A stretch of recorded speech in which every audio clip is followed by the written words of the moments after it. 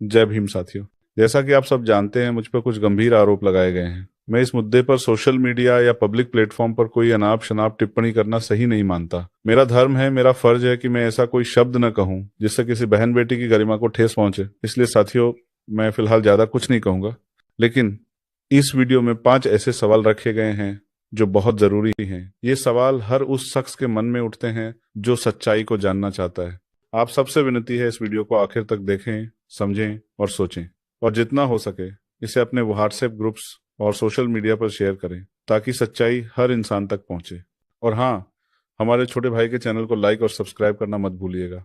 यही हमारी ताकत है, यही हमारी आवाज है। जय भीम।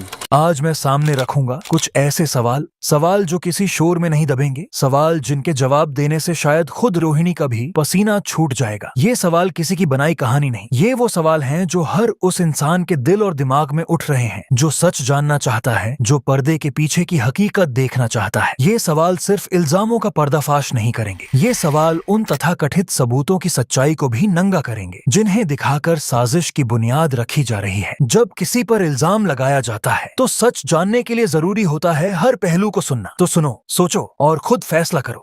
पहला सवाल, अगर तुम्हारे आरोप सच हैं तो अब तक तुमने खामोशी क्यों ओढ़े रखी थी?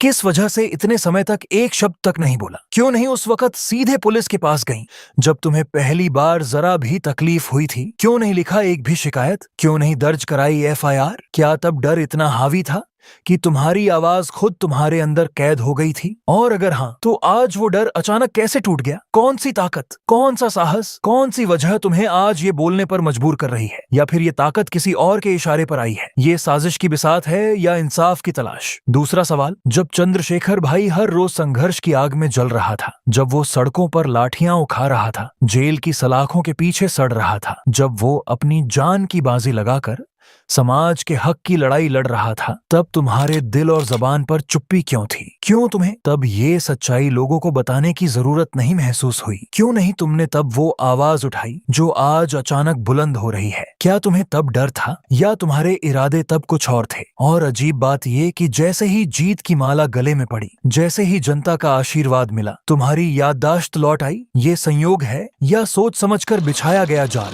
तीसरा सवाल, तुमने जो चैट्स, तस्वीरें और दावे सोशल मीडिया पर परोसे हैं, क्या तुम्हें खुद उन पर भरोसा है? क्या तुम तैयार हो इन्हें कानून की कसौटी पर लाने के लिए? क्या तुम चाहती हो कि इन चैट्स और तस्वीरों की फोरेंसिक जांच हो ताकि देश सच जाने असली है या तुम्हारे किसी साजिशकर्ता की बनाई हुई नकली कहानियां? क्योंकि सच तो वही होता है जो जांच की कसौटी पर खरा उतरे। क्या तुम्हारे पास इतनी हिम्मत है कि इन्हें अदालत में रख सको, या फिर ये सब दिखावे का शोर है जिसकी हकीकत खुद तुम्हें भी मालूम नहीं? चौथा सवाल, अगर तुम्हारा मकसद सच में इंसाफ पाना था तो फिर कानून का रास्ता छोड़कर तुम सोशल मीडिया की अदालत में क्यों पहुंची? क्यों नहीं तुमने कोर्ट की चौखट पर दस्तक दी, जहां सच और झूठ का फैसला सबूतों से होता है, शोर से नहीं? क्या तुम्हें कानून पर भरोसा नहीं था, या तुम जानती थी कि तुम्हारे दावों की हकीकत वहां टिक नहीं पाएगी? क्यों तुम्हें देश की अदालतों से ज्यादा यकीन लाइक्स, कमेंट्स और सुर्खियों पर था? क्या तुम्हें इंसाफ चाहिए या बस वो चकाचौंध जो किसी की इज्जत मिट्टी में मिलाकर हासिल होती है? पांचवा सवाल, तुम कहती हो कि तुम्हें शादी का वादा किया गया था, तो फिर कहां है वो सबूत? कहां है वो ऑडियो,